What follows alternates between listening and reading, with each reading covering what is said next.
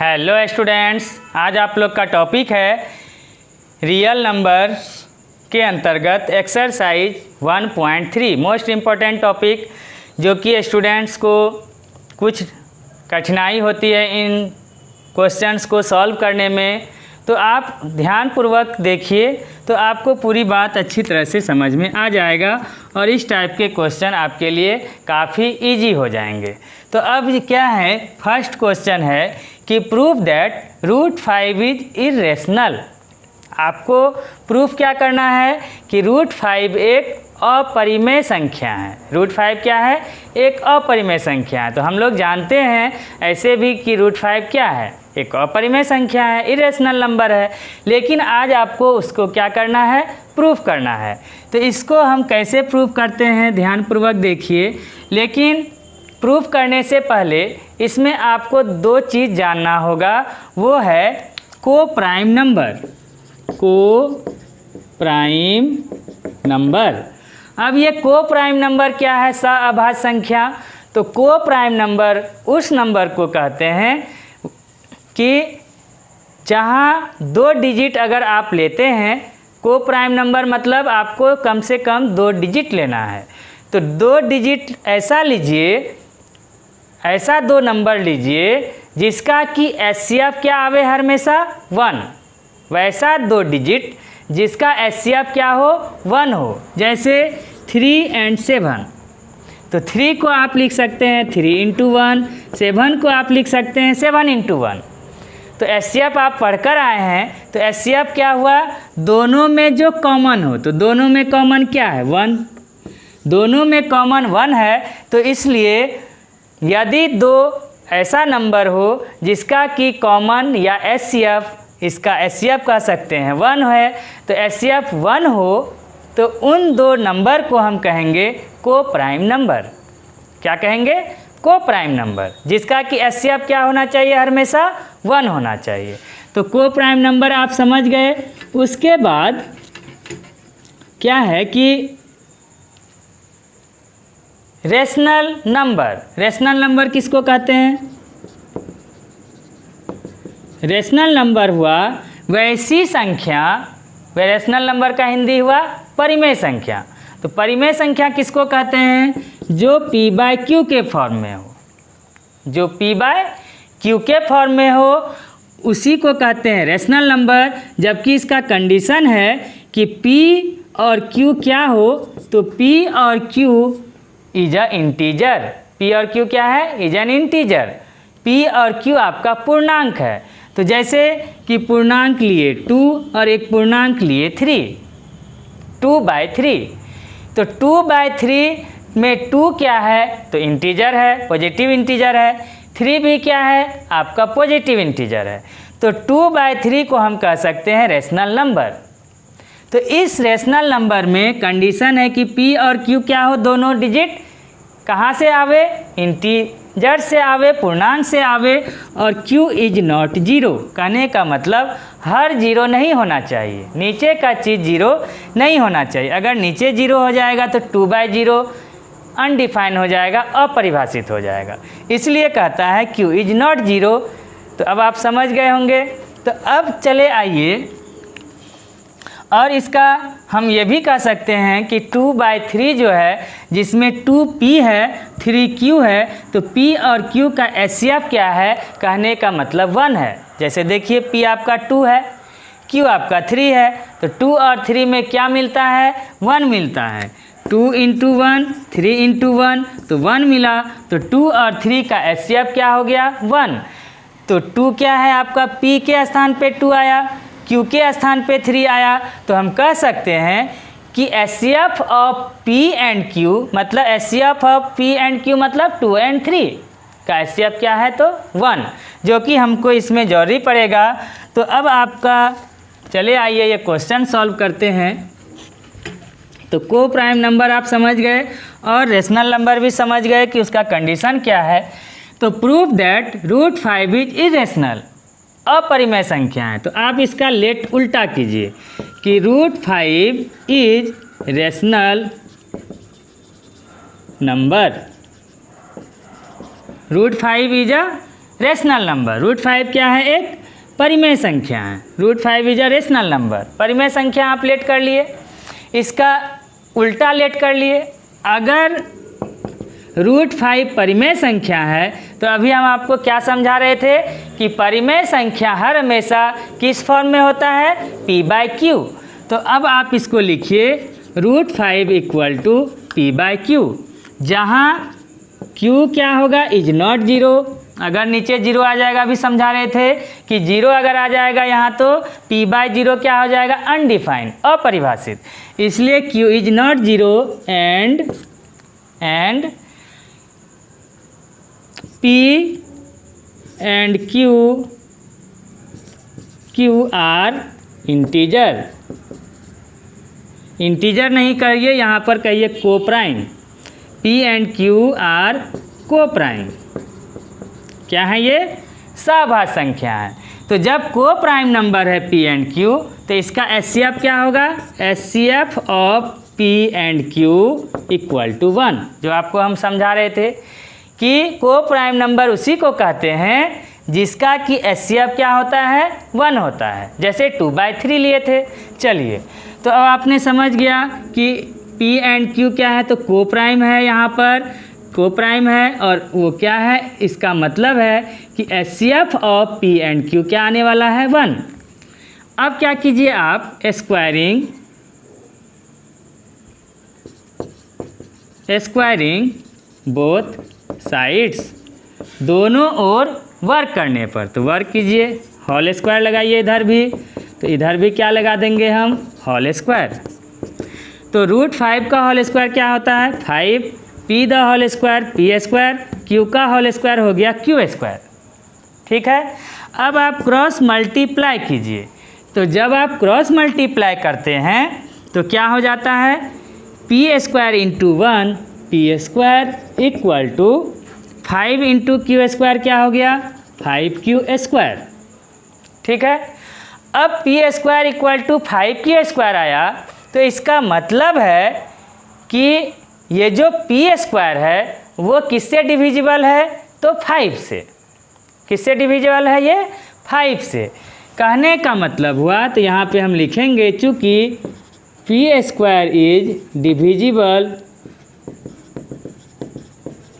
Divisible by 5, इसलिए यदि p square 5 से डिवाइड है, डिविजिबल है, कहने का मतलब p स्क्वायर में यदि 5 से भाग लगता है तो p में भी भाग लगेगा।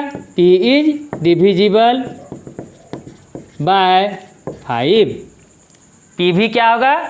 5 से डिवाइड होगा। कैसे? तो अब आप देखिए कि p स्क्वायर में p के जगह पर हम जैसे कि ले लेते हैं 5। p के जगह पर हम क्या ले लेते हैं? 5 या 10। तो 10 का या 10 ले लीजिए। चलिए, तो p के जगह पर यदि हम ले लेते हैं 10 तो 10 का स्क्वायर क्या होगा? 100। तो 100 वो 5 से क्या है? डिविजिबल है। 100 में 5 से भाग लग जाता है।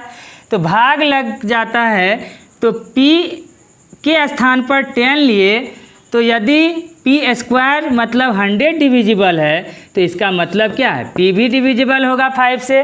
p यदि 10 है तो क्या 10 में 5 से डिवाइड नहीं होता है? होता है। तो कहने का मतलब यदि p स्क्वायर डिविजिबल है, 10 का स्क्वायर डिविजिबल है, तो उसका p का वैल्यू 10 भी क्या होगा? डिविजिबल होगा।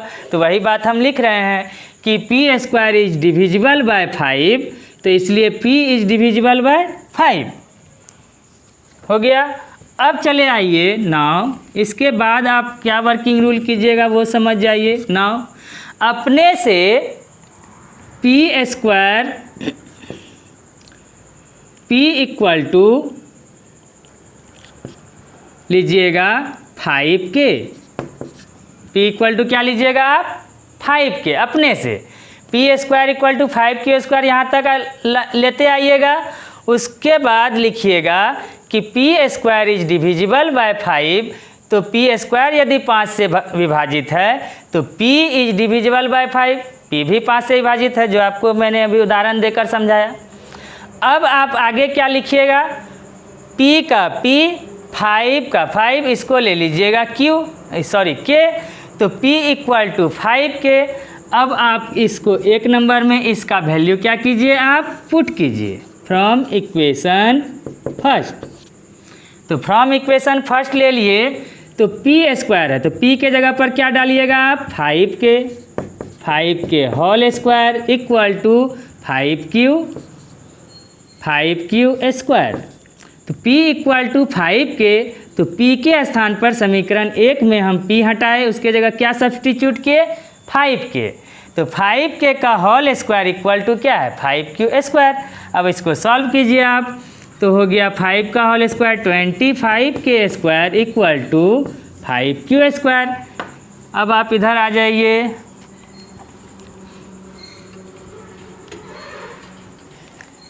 तो 5 से ये कैंसिल होगा, 5 बार में 25 कैंसिल हुआ 5 बार में, तो क्या आया q square equal to 5k square, q square equal to 5k square. तो जैसे कि आपका यहाँ आया था p square equal to 5q square, तो आप क्या लिख रहे थे तभी कि p square is divisible by 5। उसी तरह से आप यहाँ पे क्या लिखिएगा, नाउ q स्क्वायर, जैसे यहाँ पर p square is divisible by 5, तो यहाँ लिखिएगा q square is divisible bye क्या, तो यहाँ भी 5, तो 5। तो q square is divisible by 5 कहने का मतलब q is divisible by 5, q भी 5 से डिविजिबल होगा उसी तरह से। तो अब आप क्या देख रहे हैं कि p और q, p भी 5 से विभाजित है, q भी 5 से क्या है विभाजित है, तो दोनों में कॉमन क्या हुआ 5। p 5 से विभाजित है, q भी 5 से विभाजित है, तो दोनों में कॉमन डिजिट क्या आया आपका 5। और वो कॉमन डिजिट ही को ही हम क्या कहते हैं, 2 डिजिट का यदि कॉमन डिजिट हो, p और q क्या था आपका इंटीजर। आपको हम शुरू में ही बताए थे p और q आपका इंटीजर है, और वो कौन सा है, तो को प्राइम है। यहाँ पर आपका p और q क्या है, तो को प्राइम है। तो को प्राइम वैसे नंबर को कहते हैं कि जिसका कि HCF क्या हो 1, जो कि आपको समझाए भी लिखे भी। तो को प्राइम नंबर है p और q, उसका HCF होता है 1। तो अब कहने का मतलब p और q में क्या कॉमन है, तो 1। लेकिन यहाँ पर आपने क्या दिखा दिया कि p 5 से विभाजित है, q भी 5 से विभाजित है, तो दोनों में कॉमन क्या आ गया 5 हो गया। लेकिन आप लेकर क्या चले थे कॉमन 1, मतलब HCF लेने लिए थे p और q का को प्राइम के कारण 1। लेकिन यहाँ आपका क्या हो रहा है HCF 5। इसका मतलब है कि मेरी मान्यता क्या हो रही है, गलत है। तो हम लोग नीचे लिखेंगे here clearly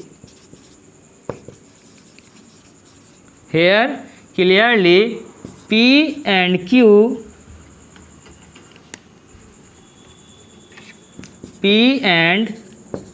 q is not co-prime number because, क्योंकि कॉमन या HCF of p and q equal to 5, या common of p and q equal to 5। दोनों में कॉमन क्या आ रहा है 5। लेकिन हम लोग क्या लेके चले थे दोनों का कॉमन, कहने का मतलब HCF 1, लेकिन आ गया आपको 5। इसका मतलब है कि मेरी मान्यता क्या है, गलत है। तो हम लिखेंगे आवर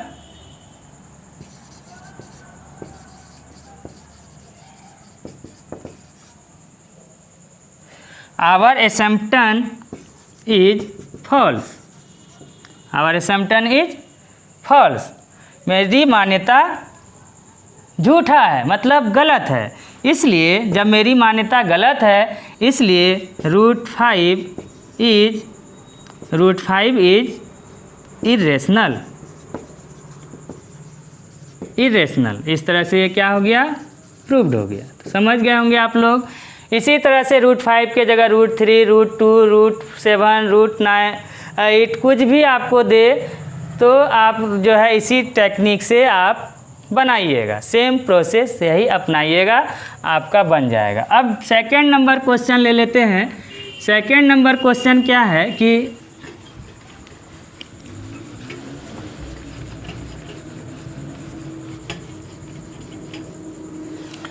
तो सेकंड नंबर क्वेश्चन है 3 + 2√5। Prove that 3 + 2√5 is irrational. तो फिर उसी तरह से प्रोसेस सबका सेम है। लेट 3 + 2√5 इज, क्या लीजिए आप, रेशनल नंबर, परिमेय संख्या मानिए। तो जैसे ही आप इसको रेशनल नंबर मानिएगा तो रेशनल नंबर का फॉर्म आपको पता है क्या होता है, तो P/Q। फिर वही बात यहाँ लिखना है, Q is not 0 and P and Q are coprime number है। तो को-प्राइम नंबर है तो HCF of P and Q क्या हो जाएगा, 1। ठीक है। अब चलिए आइए 2√5 को एज इट इज कॉपी कीजिए, इक्वल टू P/Q + 3 को क्या करेंगे, उधर शिफ्ट करेंगे, -3। तो 2√5 इक्वल टू, यहाँ क्या लीजिए आप, एलसीएम। क्या ले लीजिए, एलसीएम Q। तो Q कैंसिल होगा तो P - Q इसमें मल्टीप्लाई हो जाएगा तो आ गया 3Q। 2 को शिफ्ट कर दीजिए उधर, तो √5 equal to P - 3Q upon क्या हो जाएगा, 2 डिवाइड में आएगा 2 और Q पहले से आपका। तो √5 equal to P - 3Q upon 2Q।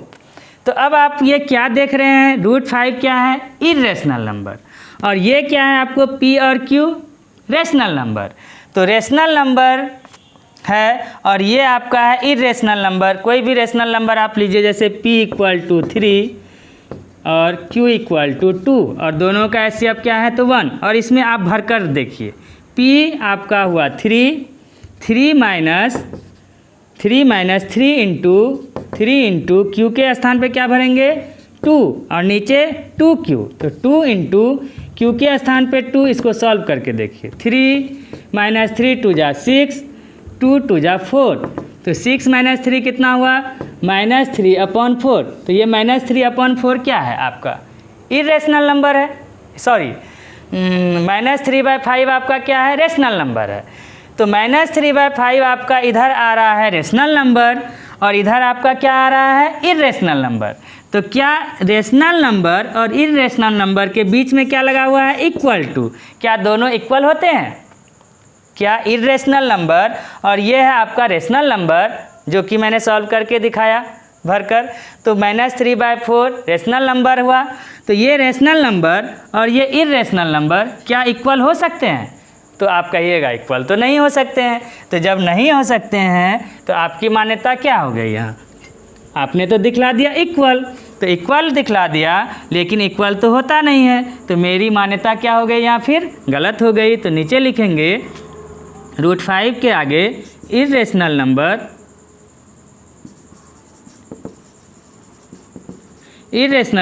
Is not equal to rational number. ये परिमेय संख्या है और ये अपरिमेय संख्या, जो कि कभी बराबर नहीं हो सकता है। तो अपरिमेय इज नॉट इक्वल टू परिमेय, कहने का मतलब irrational number is not equal to rational number. इसलिए आवर असम्पशन इज फॉल्स। मेरी मान्यता या मेरी अवधारणा झूठा है, गलत है। इसलिए हमारी मान्यता जब गलत है तो क्या हो जाएगा, 3 + 2√5 इज, तो हम क्या लेके चले थे, रेशनल नंबर, और वो हम गलत साबित हो गए। तो इसका मतलब है कि ये कैसा नंबर है, इरेशनल नंबर। तो 3 + 2√5 इज इरेशनल, अपरिमेय संख्या है। तो ये आपका इस तरह से ये भी प्रूव्ड हो गया। अब आगे का क्वेश्चन बचा, वो आप बनाइएगा इसी तरह से, नहीं तो हम आपके लिए एक वीडियो और बना देंगे इसका, जिससे कि और ये क्वेश्चन आपको इजी लगने लगेगा। तो आप समझ गए किसी भी इरेशनल नंबर को किस तरह से हम इस तरह प्रूव्ड करते हैं। तो थैंक यू फॉर वाचिंग। लेकिन जाने से पहले एक बात ज़रूर कहेंगे कि जो भी स्टूडेंट्स अब तक इस चैनल को सब्सक्राइब नहीं किए हैं वह निश्चित रूप से सब्सक्राइब कर दें, क्योंकि आपके साथ मैंने अभी बताया ना कि मैं फिर इसका एक वीडियो आपका लेटेस्ट बना दूंगा, तो ये चीज़ आपके लिए बहुत सुविधाजनक होगा, बहुत ईजी पूर्वक हो जाएगा।